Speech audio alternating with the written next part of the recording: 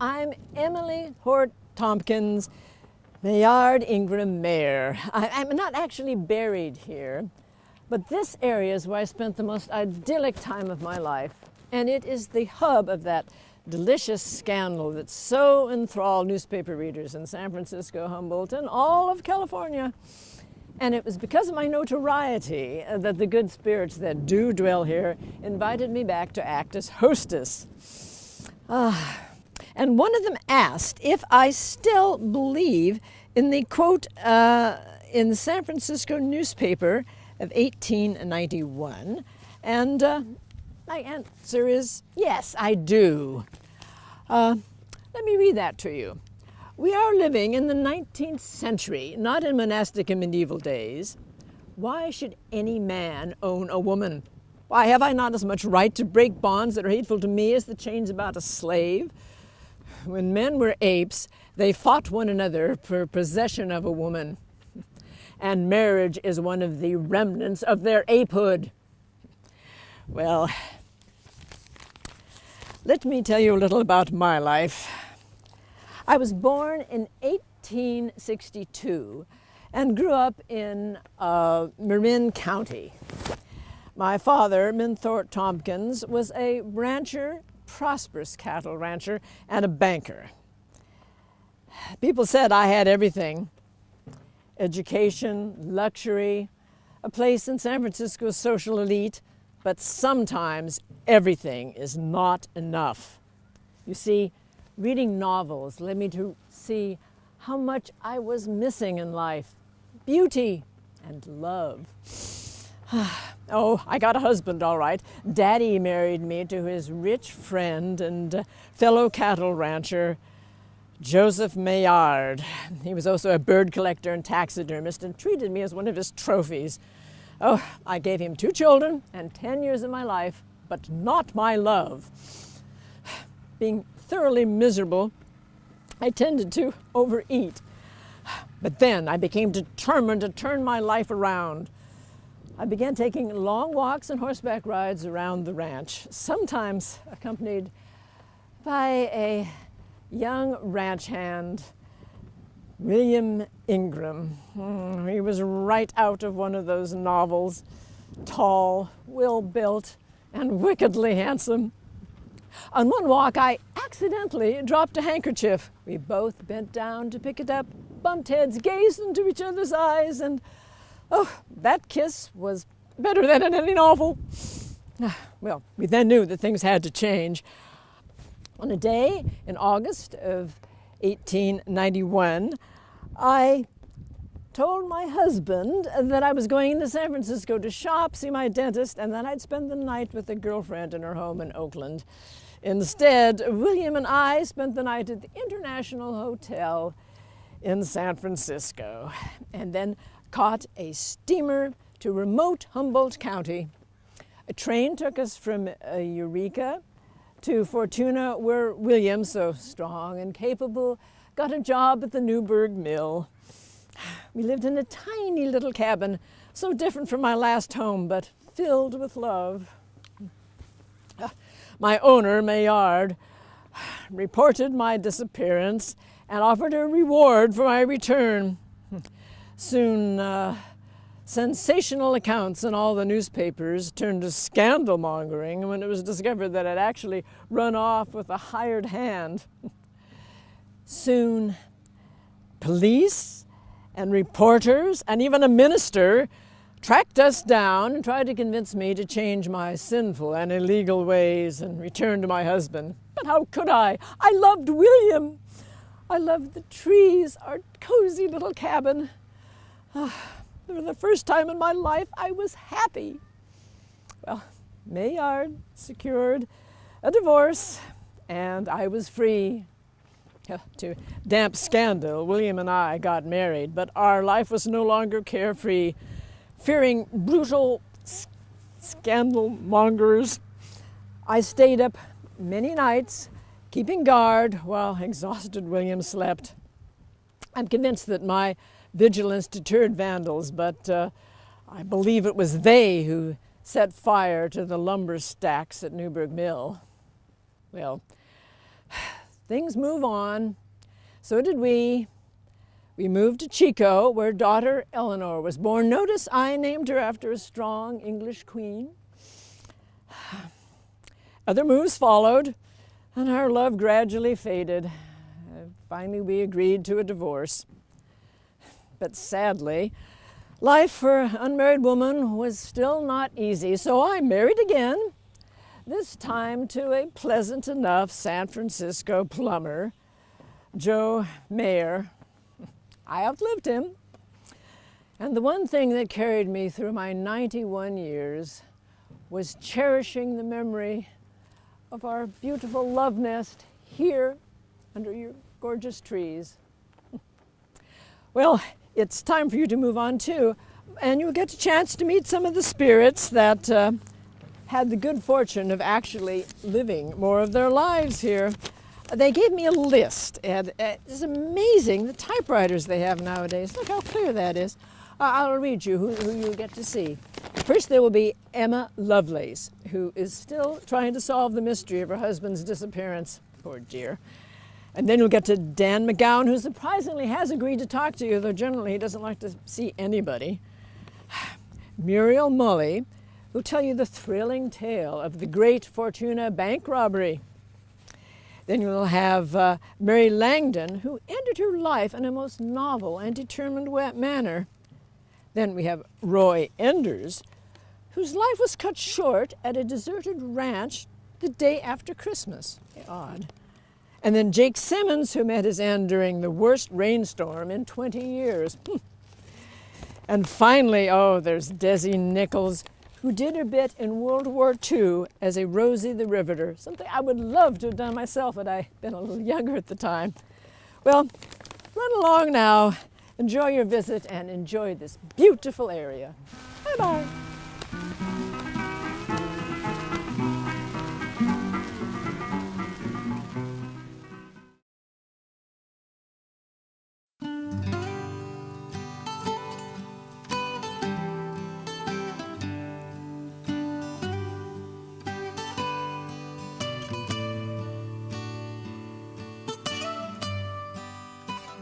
Have you seen him? His name is Orrin Dayton Lovelace. He went missing in May 1884 near Yakima, Washington Territory. I'm sorry. I forget. I'm not looking for him anymore. He is my husband. My name is Emma Yates Lovelace.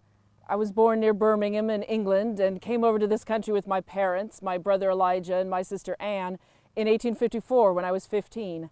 We settled in Green Bay, Wisconsin. Elijah and Anne both married and started families of their own, but year after year went by and I still wasn't married. I know God has His plans for each of us. For some women, that plan is for them to be wives and mothers. Other women have a different calling, to help those wives and mothers and try to ease the burdens they bear.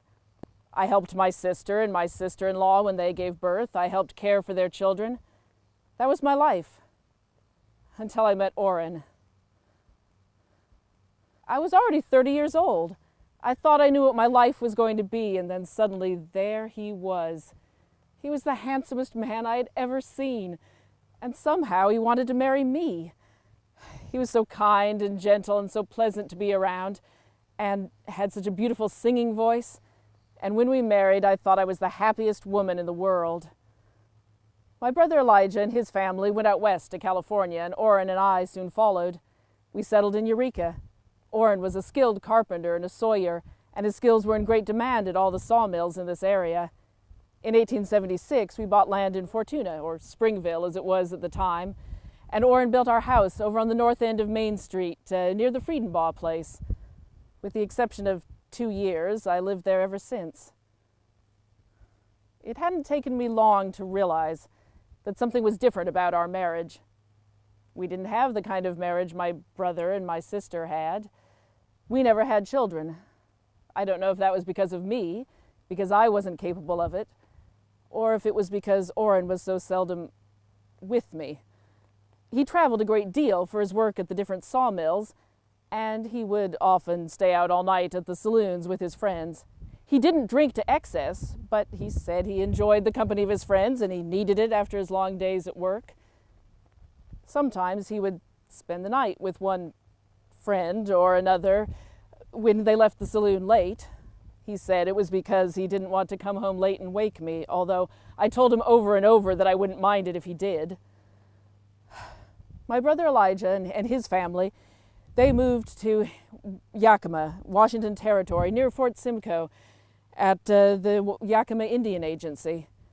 Now Elijah heard of a job for a carpenter at the fort there, and he wrote to us saying how much the job paid, saying how perfect it would be for Orrin.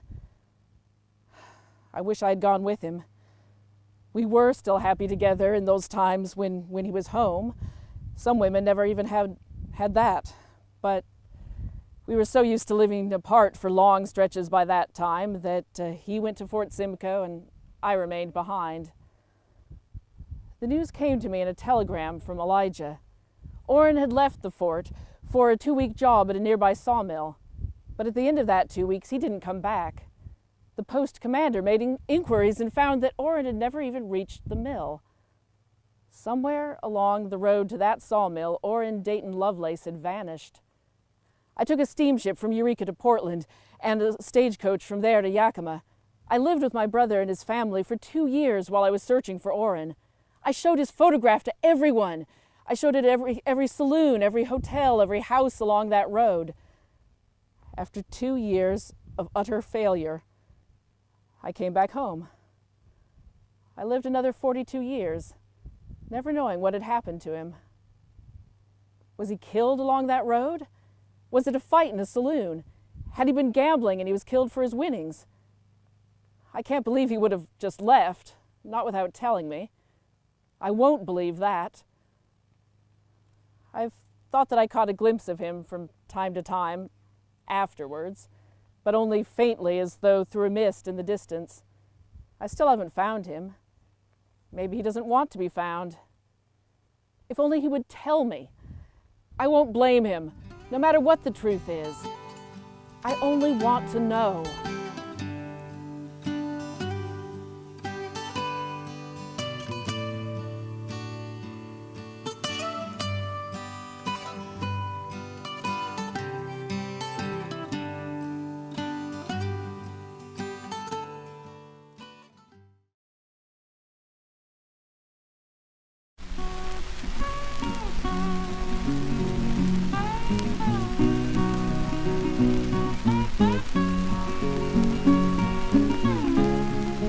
Sure is a crowd of you. I don't like crowds, I never have. I guess that comes from being the oldest of 6 kids. Never a moment's peace in that house. Ballantoy Village it was, County Antrim. I used to skip out from my chores any time I could to get out of the house. Run up to the churchyard and the hill overlooking the harbour and sit among the gravestones and be alone. That's what I was trying to do that hot July afternoon. 8th of July, 1915 it was. That bunkhouse at the Newburgh logging camp wasn't any better than the cottage I grew up in. Only instead of 6 kids, 5 other kids all around me hollering and raising Cain, there were 40 guys snoring all around me of a night. The men I worked with, they got used to me ways. They knew their times would come when I'd light out and get out into the wilds and be on my own. Oh, that's just Dan's way, they'd say. So nobody thought it was strange when I was gone for 3 weeks. Nobody thought that there was anything wrong until poor Lem Woods was out there fixing his fence and he found, but where are my manners? My mother would ask me now, was I brought up in a barn? And my sister Sal would ask me that too. She was a lot like our mother, good in a lot of ways, but in a lot of other ways she drove me stark, staring crazy. But my mother and Sal would say for me to introduce myself. Name's Dan McGowan, born in Ballantoy, 1863, and died, but I'll be telling you about that. Well, I got out of the house as soon as I could. My cousin, Alex Christie, and I set out for America in 1884 when we were 21. Well, being the eldest of the family, I guess I should have stayed and helped run the farm, but I didn't ask the family's leave. I just took the money I'd saved and scraped up from working on a fishing boat, and Alex and I up and went. Yep, and my little sister Sal, she was the youngest baby and the baby of the family, and she wasn't yet 4 years old. And I think she grew up listening to my mother complaining about the fact that I'd run out on my family and my responsibilities. And she grew up to be the biggest nagging thing that I ever heard right here in Humboldt County. Well, my cousin and I drifted out to Humboldt County here in California. And wouldn't you know it, he went straight back into farming. After we'd sworn when we left home we'd never touch hand to plow again. But I stuck to my guns, no farming for me. I became a woodsman, and a chopper too, a good one. I must have worked almost all the wood camps here in Humboldt County at one time or another. All the foremen got to know me, knew I was good at my job, so they didn't care if I walked out of the camp for weeks at a time. Now, I worked spring, summers, and falls here in the woods, and then in the wintertime I'd go down to San Francisco and work odd jobs down there until the rainy season was over and the wood jobs opened up again. Funny thing about the crowds down there, they didn't bother me. The city crowds are different. They're sort of like the trees up here in Humboldt. They didn't know me, and I didn't know them, and that was the way I liked it. My cousin, Alex, he decided to have a visit with the family back in the old country in 1901. And he asked me if I'd like to go with him, and I said, no, thank you. I left the old country to be away from my family. But I couldn't be away forever, because when he came back, he came with a blushing bride, a bride who happened to be my little sister Sal. Well, after that, it was harder and harder to get away. Alex and Sal would always be asking me to come stay with them, have dinner with them, be godfather to their kids. And I tried for a while, I really did. I tried to be the person they wanted me to be, but that wasn't me. And I knew it, even though they couldn't understand. And so when I finally did go back, I'd get that lecture from Alex about how I was hurting my sister and my nieces and nephews and all. Well, when I went out into the woods that Saturday afternoon, I didn't really have any thought of ending it all. But as I sat there under that tree, enjoying the quiet, I said to myself, the quiet doesn't have to end here. I can be here forever. I can always enjoy the solitude and be alone. So I took out my handkerchief and my tie and made a good strong knot, made a noose, and I hung myself from that same tree. Well, I hung around there for about 3 weeks, if you'll pardon the pun, and enjoying drinking in the solitude. And then poor Lem Woods came by about that 3 weeks later. And I told you that at July afternoon it was hot. And I guess I was pretty ripe by that time, because the birds had pecked me eyes out. And when poor Lem found me, he began using words me sister and me mother would have fainted dead over if they've ever heard me use them. Well, during the funeral a couple of days later, I was still drifting around. And me cousin and me sister, Sal, they didn't go. Didn't bring the kids. I guess my sister thought she couldn't forgive me for being such a sinner as to take my own life. But you know, funny thing, there were 200 woodsmen and millmen there. Men I'd worked with over the years. So I guess, even though I had always wanted to try to be alone, there were still people who cared about me after all. And that's all well and good, but don't you people have some other place to be? You better be moving along. I told you I don't like crowds.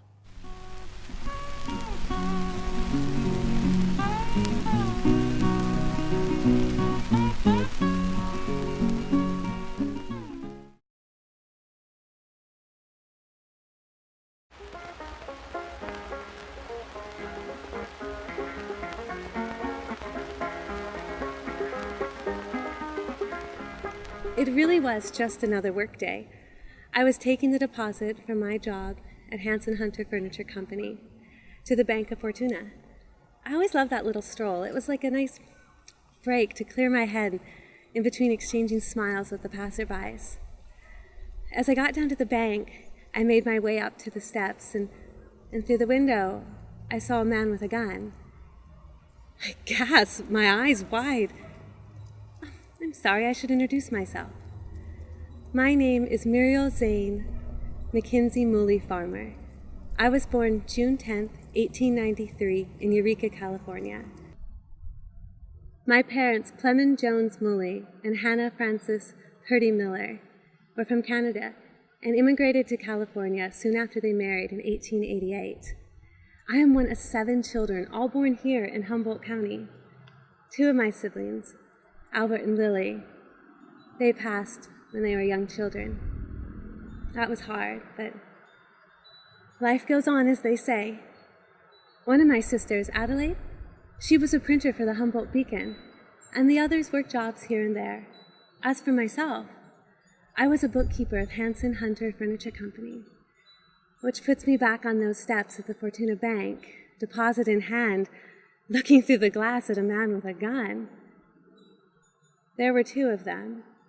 They had dark skin and there was something white powder on their faces, and they wore bandanas. There were 4 people up against the wall, fear written all over their faces. My head was spinning and my feet were frozen in the spot. My eyes kept darting from the gun to the people against the wall and then back to the gun. And then it struck me, a thought. Any second now, those men would feel my eyes on them and that gun would be pointed at me. I had to move. With all my might, I wheeled my legs to run.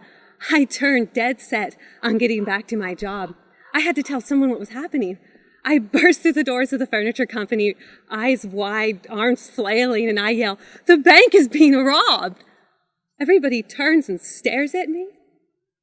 My boss, Bobby Wise, comes running out of his office, and he grabs the shotgun from under the counter and heads out onto Main Street. The alarms are sounding.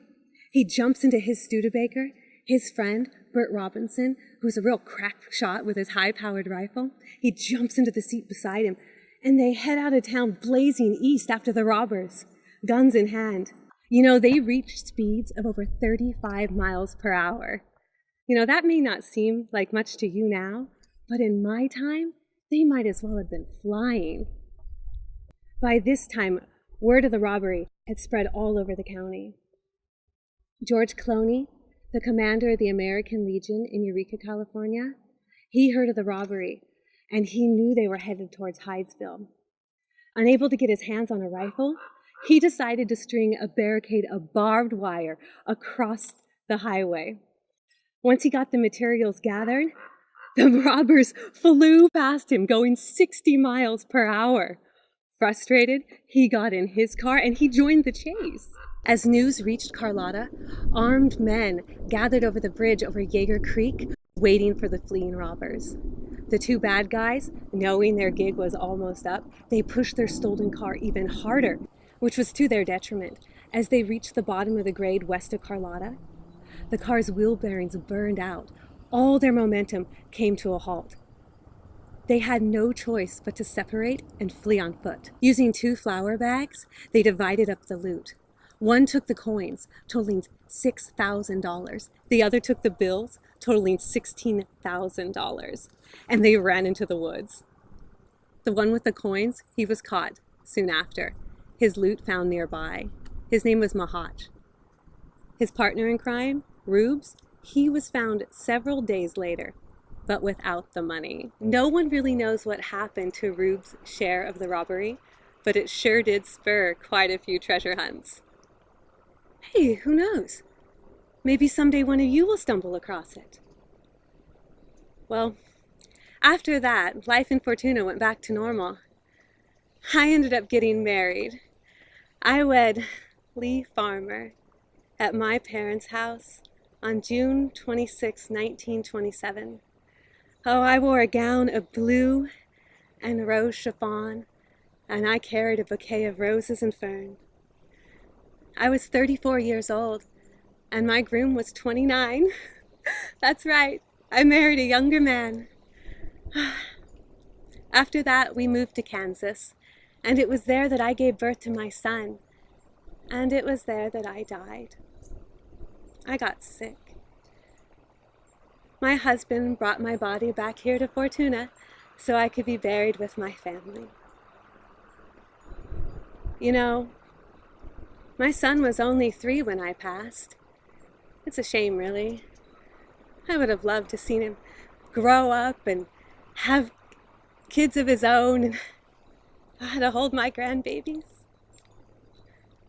I would have loved to tell him how his mom sounded the alarm for Fortuna's big bank robbery. I think he really would have liked that story. Well, you know, if nothing else, I got to share that with you today. Thank you for that.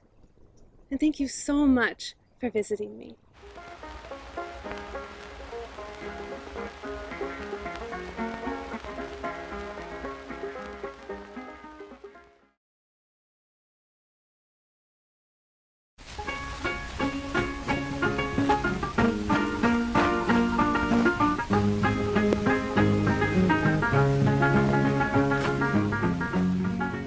Oh, hello.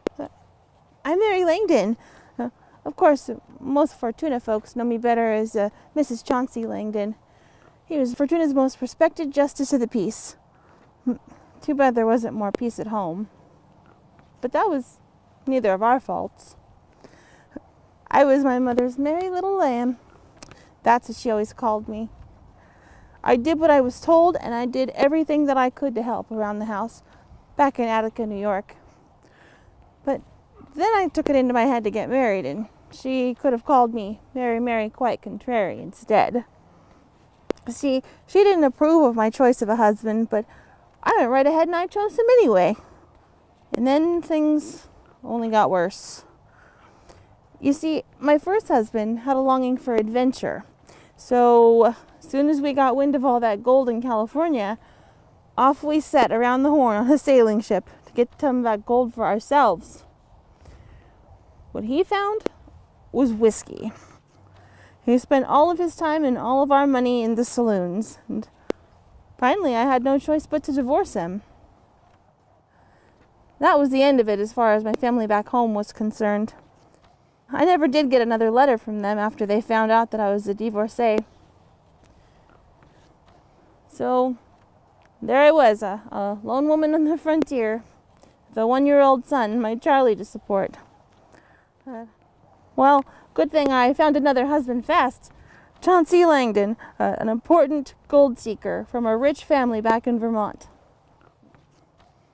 His parents didn't approve of him going gold digging either, and they sure didn't approve of him marrying a divorcee. But that didn't matter to us, we said. We had our own family. We could do things ourselves. Chauncey was a good stepfather to my Charlie. And then Caroline came along about 6 years later. They both were my biggest joys. I could go on adventures to Africa with those two and never have as much fun as I had right here at home with the both of them. My Charlie boy grew up to be a fine, strong one, helping Chauncey and the other ranch hands take care of our land.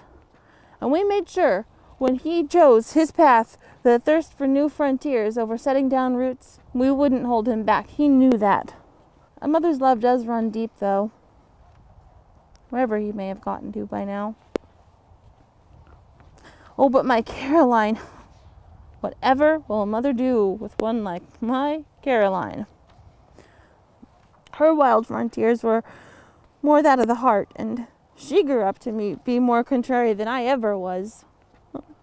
First, she married that scoundrel George, and then to 2 different Williams. Good heavens, can you believe that? I hope it wasn't my own divorce that led her down that path. Eventually, we all settled on the second William, but not without a few bumps in the road first. I suppose you could say those bumps were named Bertha, Lottie, and Edna. I'm sure they all grew up to be fine citizens themselves, but I wouldn't know. It was around this time my darling grandbabies came along that I started going gray. simply from their mother's roustabout habits. And not just gray hair either, but fading in spirits. Poor Bertha got the lion's share of it, even having to come under our care for a time. But I'll tell you, as much adventure as raising your own children can be, raising grandchildren is no picnic in the park. But I knew from experience, when they need you to be the face of stability, you just got to stand strong. No splitting hairs about it. No sir, no ma'am. Family does their own work. I wasn't going to have some stranger raise my littles while those two fought it out in court. Maybe Chauncey and I were both disappointments to our families back home, but we weren't going to let down our family when they needed us. And these days they come here and they tell me everyone's doing fine and they've all moved on well. But of course I can't tell them back how proud I am of them. There are times I do ache to reach out and apologize, though. Never would I want my Bertha to know she was a burden. Oh, I've been getting worse and worse. But she wasn't the cause of this, whatever's got me down in recent years. Or how I got here, either. Even still, I've known from day one, you don't just leave your family with a burden like that. You just don't. You just don't. Outside of my bedroom window, how's that? I got to thinking of another 4th of July a long time ago.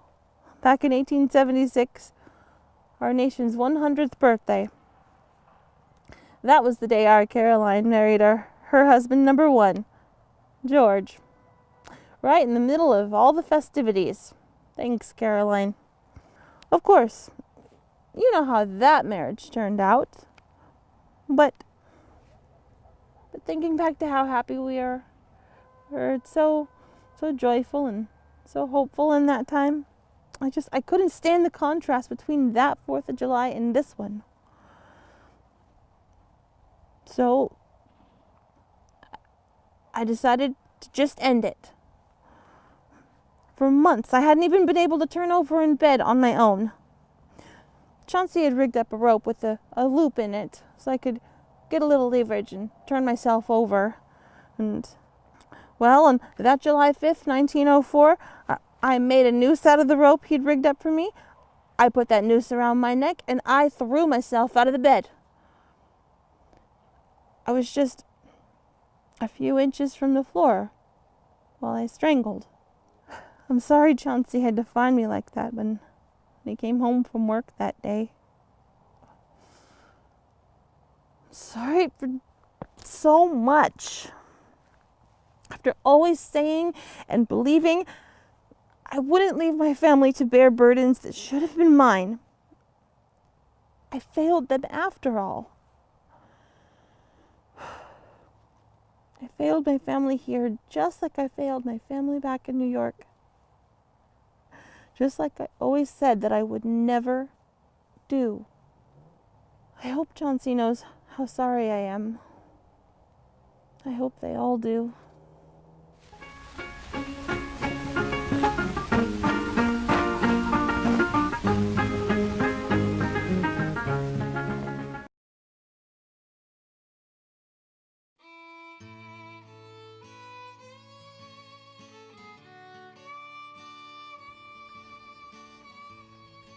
Howdy folks, everyone comfortable? Well, my name is Leroy Enders. Roy to my friends and family, not that I had much of the former. It seems that I've been woken from my eternal slumber to tell my tale. You'll have to excuse the cards. Little did they know when they woke me up that the disease I had in life would have affected my memory so much. The lovely people here were able to fill in the gaps and they gave me these little cards to help keep me on track. Oh, the grave is a strange place for those of us taken too young. 33 I was, and cursed from the start, if I were to say true, knew nothing but hard days all my life. Born in 1888 to my lovely mother Mary. On the day of my birth, my mother was just a few years older than I was when I met my end. Not another more precious or kind soul has graced this earth as my mother. My father was kind too, and caring, and the hardest working son of a bitch I ever did know. Never knew if he was proud of me. I had too much competition for his affection. Born the last of 6 I was. William was the oldest and father's favorite. Charles was second and my favorite. Then there was Bert and Ray, the troublemakers. Birth was hard back then, and Mother had a couple of stillbirths, and including her only daughter, Del May, born in July 4th, 1884. But she was too good for this earth too, and was taken back the same day. Then I was spit out into this earth right about this time, about 128 years ago. Well, we all lived together in various places down in Santa Rosa, where I attended school until I was old enough to help with the labor jobs with the other men. By 1910, we'd worked hard enough to come across some luck, and the folks bought a hotel. Bert and I became waiters, and Mother managed the business. Times were tough, and within the year, we had to sell the business and move on. Bert stayed on as a waiter there, and Charles became a barber and moved out on his own. Father and I moved to Oakland, where I became a store clerk for a local dry goods mercantile, and he took on the night watchman's job. Well, Mother eventually took sick, and so I returned back to Santa Rosa and took back my old waiter's job to be close to her. She passed in 1915. I immediately enlisted in the Army and was assigned to the Coast Artillery Corps, charged with protecting the harbors and coasts from aircraft and invasion. The good bit was I was stationed in Honolulu, prettiest place I ever seen. Wish my mother had been able to see it too. The bad bit was somewhere along the line I caught some meningitis. At the time, the disease was generally fatal, and although I did survive, I was left with a poor memory, a bad temper, and the occasional fit or seizure. Once the Army found out, I was given an honorable discharge and sent back home. Upon returning to civilian life, I found it hard to keep a job.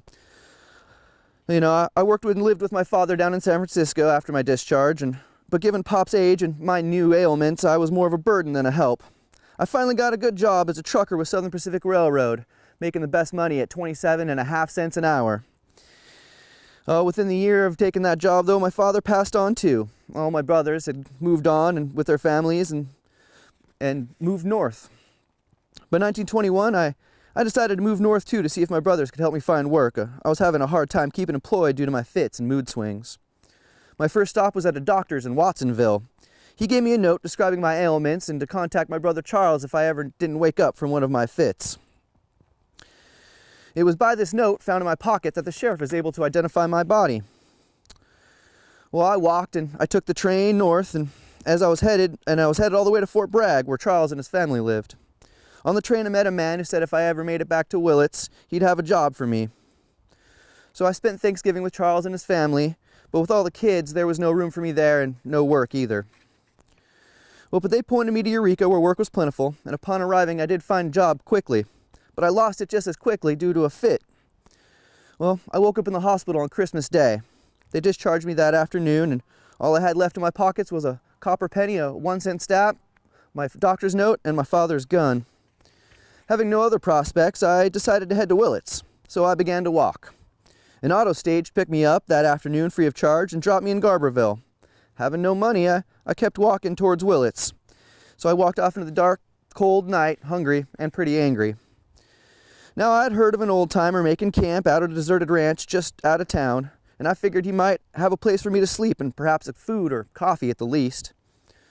I came upon the ranch really, really late that night, cold, tired, hungry, and angry, and totally out of options.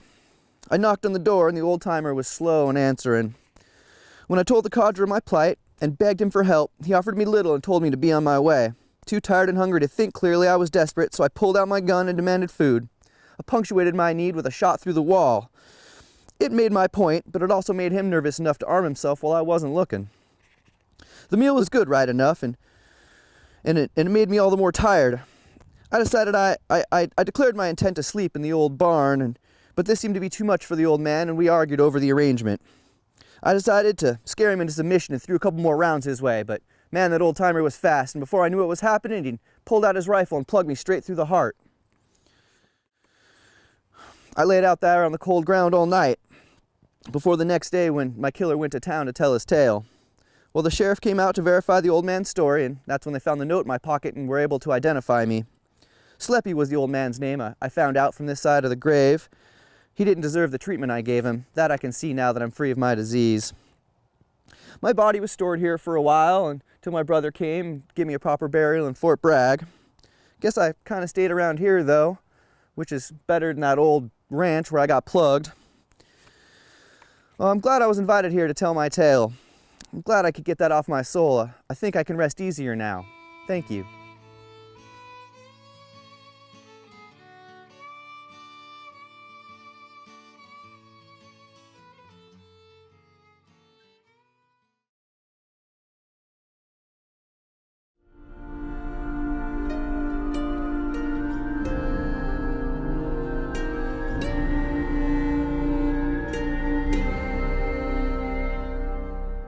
Hello there. Thanks for taking time out of your day to come visit us. I'm here by accident, you might say, but more of that later. I'm Jake Simmons.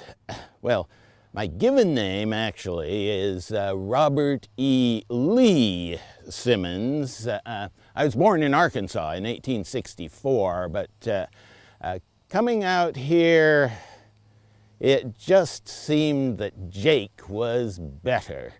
In fact, Jake stuck so well that one of the newspapers commenting on my demise even decided to identify me as Jacob Simmons.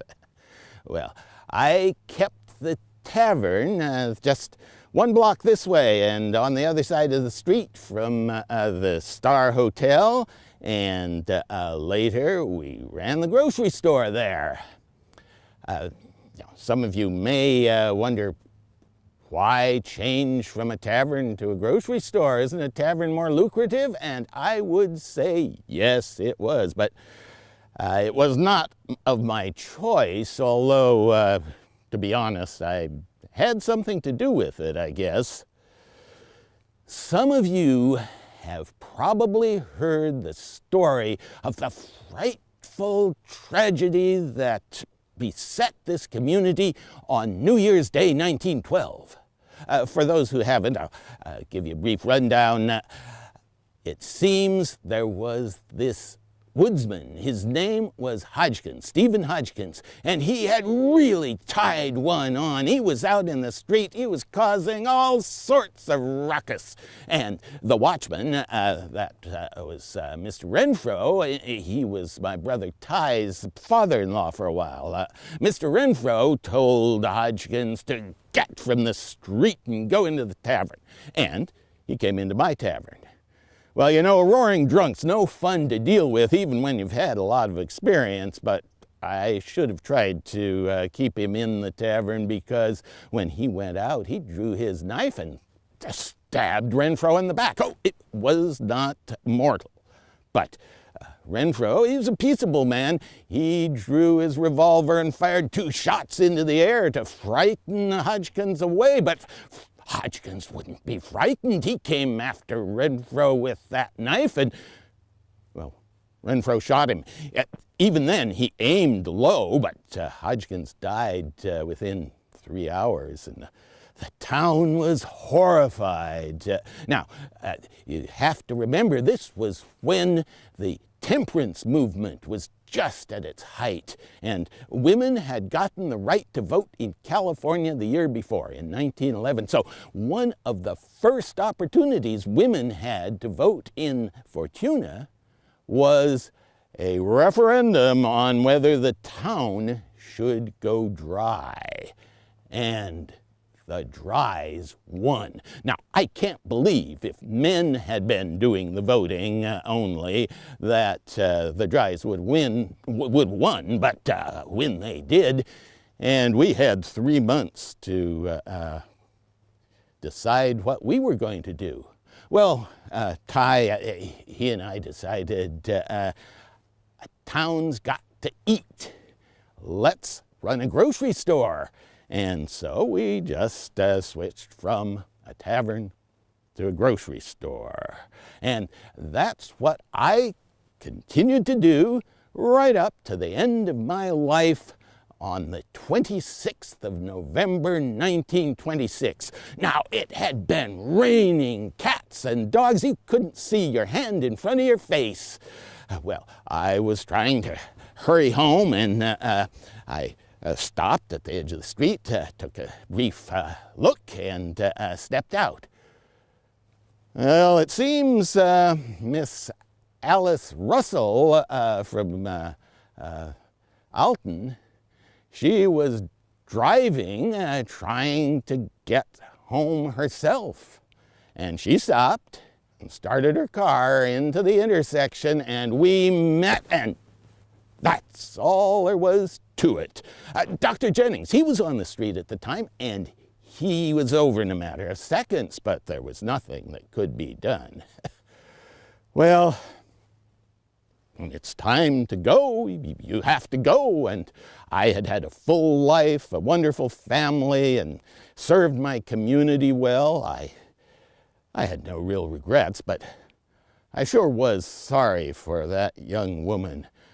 Poor Miss Russell, she took it awful hard, and it wasn't her fault. It was just an accident.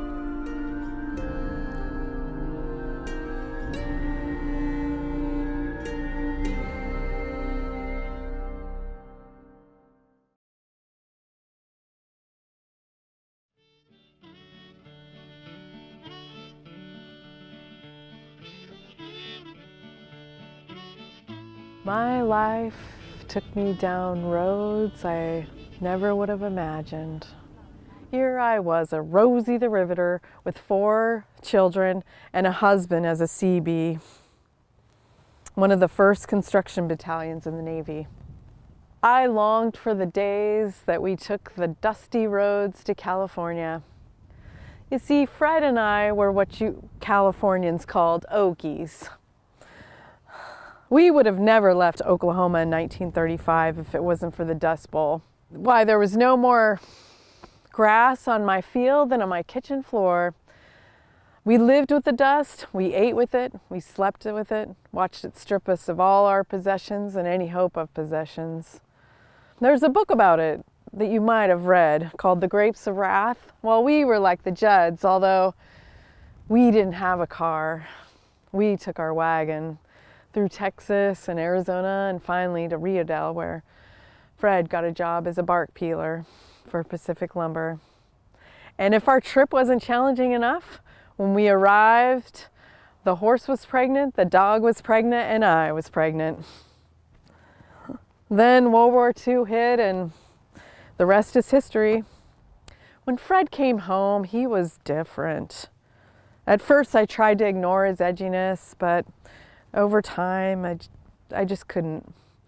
A lot of marriages didn't survive during that time, and ours was no exception. By 1949, I was married to George Tallman, an in-law of sorts. His youngest son, Norman, was married to my oldest daughter, Mildred. Although their marriage didn't last as long as George's and I. We lasted 30 years until George passed away in 1977.